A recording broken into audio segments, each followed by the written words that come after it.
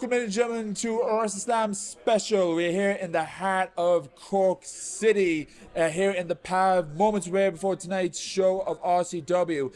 And I am sitting down, usually it's standing, but now we're sitting with loyalty. We're sitting with someone who is knighted, Sir Justy. How are you, sir? Goodness! I don't know. I'm not going to talk like a knight all the way through this because I haven't practiced. Okay, right. Well, Would you like me to? I mean, like, it's up to you. I mean, you're the legend here. You are the talent here. So. Thou just shower me with compliments at your service. Grant. I was just going to say cheers. All right, well, now I think this is the perfect time just to let the hair down so you can just be Justy. Okay, yeah. So, I can do that one easy, yeah. Yeah, so let's start from the beginning, but we're going to leave all this in because banter. How are you, sir? Good. I'm very good. Yeah, I'm feeling like it's show day. How can you not be good? Like, you know, feeling the buzz in the pavilion down here in Cork. Just ready to rock. Yeah, and of course you're no stranger to the pavilion. You're no stranger to RCW. Feels like every time we have a show here in the pavilion, RCW just grows and grows and grows and grows. To see the talent, to see like the spectacles, everything in this little area of the PAV. And how does it feel like you're being a part of it for so long now? Yeah. Well, you don't have to say it like that. Yeah, I've been around Irish wrestling for a long time, and it's since the start, I suppose. And like to see wrestling grow, to see companies like RCW grow into what we have here, which is like it's kind of its own contained thing. Like the pavilion, this venue, I love this venue. It gives a little bit of prestige to the ridiculousness of wrestling, but like what I love about RCW is that it has adapted to kind of like there's a lot of stuff that knocks back companies in wrestling, trying to find new venues, trying to keep everybody entertained, trying to keep the fans coming back every week with great wrestling. And I think RCW is one of those evolutionary shows that kind of really adapts. And when it gets hit with like a setback, it comes back stronger. And I think the building in the pavilion is actually one of those kind of happy incidents that they couldn't find somewhere. They found this place, and now I couldn't imagine doing RCW anywhere else. This is just a perfect building for professional wrestling. It is just perfect, yeah, because when Billy actually told us that they're going to be in the pavilion for RCW, the first thing I think Phil actually said, you get like an ECW vibe, ballroom vibe, yeah. That's a good call, actually, yeah, real like the ballroom kind of feeling to it, like yeah, but you gotta love it, that kind of like look to it, kind of like underground kind of look to it. Yeah. Speaking of RCW, like growing every single day. Also, the Irish wrestling scene is always growing every single day. Of course, you're busy out in Fight Factory. You're having like new recruits coming in. You're actually having like trainers, wrestlers actually going overseas, like Kiri, JD McDonough. And every time when I actually speak to someone who's actually based in Ireland, they say, "Who's your key inspiration?" And most of the time, they actually keep saying Justy. You're the huge. Come on now. I mean, like, so you're a part of it. This is one of those things that journalists do where they flatter you so that they try and drag a little bit more information out. Is it working? I definitely don't believe you that anybody has said it's Justy it's an influence on them. But I'm happy to have been involved and to see so many people.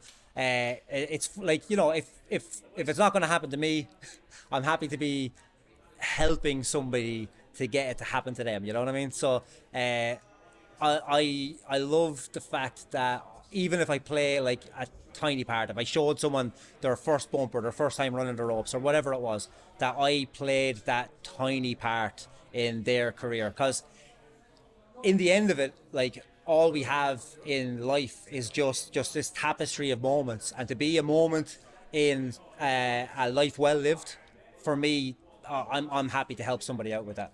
Yeah. Because I heard that there's only two types of people that actually want to get into wrestling. Some, they want to do it part time. Others want to do this for a career, and of course that is a huge difference. So anyone who actually comes up to you, get ready for training, they say, I want to be a professional wrestler full time, what's the best advice you can actually say to them? I would say go and talk to people who have paved that path. So the easiest thing for me to do is say, look at what LJ Cleary is doing right now. Look at what JD McDonough done or Lyra has done in the past. People who have sacrificed a lot and put so much effort into their craft, into forging relationships in professional wrestling, and basically just put the work in. So the easiest thing to do is follow by example, and I think you've got some great examples coming out of Irish wrestling from all the way back to Fergal or Finn Balor and Becky, to the people who are really smashing it now, which is LJ Cleary, who's like, LJ is the guy right now who is able to like weigh up his options. The last time I was talking to him, he was actually saying, oh, what's best for me is probably not signing a contract with anyone right now and honing my craft more. And when you can hear someone say that they would rather stay on the independent scene so that they can get better, so that when they eventually do sign a contract, that you know you've got someone with a head on their shoulders that knows way more about what they're talking about than any advice I could give them. So yeah, my advice is ask LJ. Yeah, right. Yeah. So you heard it first from Justy. Ask LJ. That's the best way to put it, actually. Now that, I mean, you did give me good advice saying that I'm way too tall to be like a broadcaster. So yeah, it's good that you're sitting down here now. Like. Yeah, that's. I mean, was considering getting surgery to like show up myself. Yeah, it just, shinology. Yeah, where you just hack the shins off, just go from knee to ankle. Yeah, yeah, I was gonna. That would be good for you, I think. They're doing that in Turkey now, so I think you can get that done. Like, yeah. I mean, there's something else I was told I should get done over in Turkey, but that's another story. Yeah, obviously. I think that's it. But of course, it'll be great when you just show up one day with just a full head of hair to do interviews, and everybody has to say nothing about it because you can't mention it. Like. Yeah, I mean, and that this is now officially my trademark. That was like when I embraced the baldness, I was like, yeah, you're just gonna be the bald guy no matter what. Okay, so there's different roles in the team, and you're the bald guy. Yeah. Yeah, that's it. Like, so I got like a few feetness that I should probably go to Turkey for. So let's both go to Turkey, show us. Yeah, wrestling doesn't. Yeah. You still have that smile though, Justy. Come on now. Yeah. And speaking of what's going on, what's going to happen in the future tonight, of course, this is going to be posted after tonight's show. You're going to be facing Raven Creed. Yeah. And I interviewed her actually back at Hard Knocks. I told her what's her game plan. She said she doesn't have a game plan. She always gets in. But the one thing she always loved to say is, and I think she told you maybe in passing, that she's not the same Raven Creed that you got the chance to meet all these years ago. Yeah. So much has changed. Do you have a game plan against this version of Raven Creed? Yeah, well, like when you talk about all them years ago, that was she's talking about like an early training, a kind of seminar I did down in Cork a while back, and she said I was the first person to show her how to hit the ropes in wrestling. So I literally showed Raven how to. I showed her the ropes, but it's.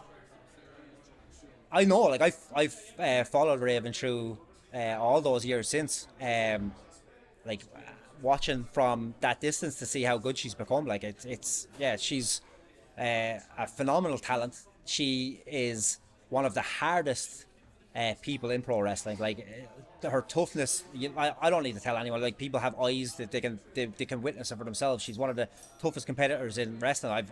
I have wrestled her a bunch of times since, and I've never enjoyed the morning after. You're always going to be sore. Like that headbutt especially is an absolute rattler. So yeah, like, do I have a game plan?